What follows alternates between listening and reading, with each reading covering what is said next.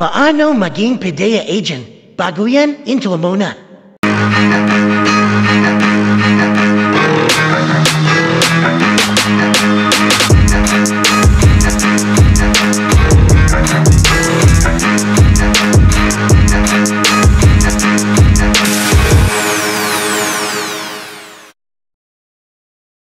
So paano nga ba maging PIDEA agent? Pero bago yan, ang tawag po sa position title ng PIDEA agent ay Intelligence Officer 1.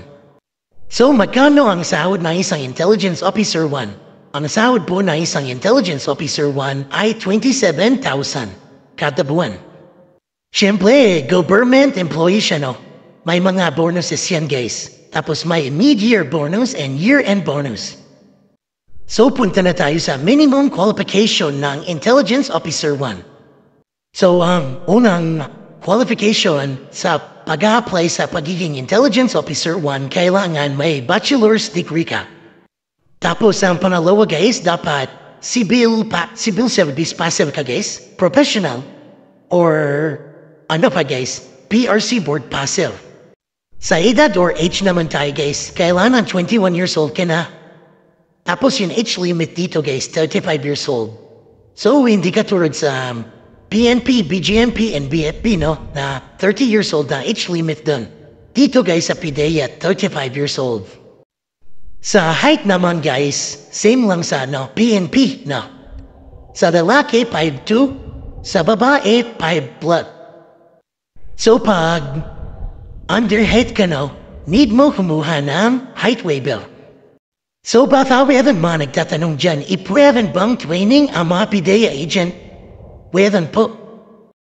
So ang tawag po sa training nila ay DEOBC, Drug Enforcement Officers Basic Course.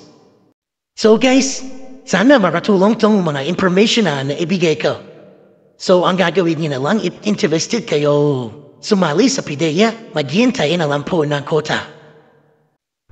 Mas mabuti i-follow po natin yun Facebook page ni PIDEA. May Facebook page po sila. At tinabin po yun Facebook page ko kasi napopost din po ako ng mga job hiring sa government. Minsan baka madaanan natin yun. Page ni PIDEA, pwede kong i-post sa Facebook page ko, diba?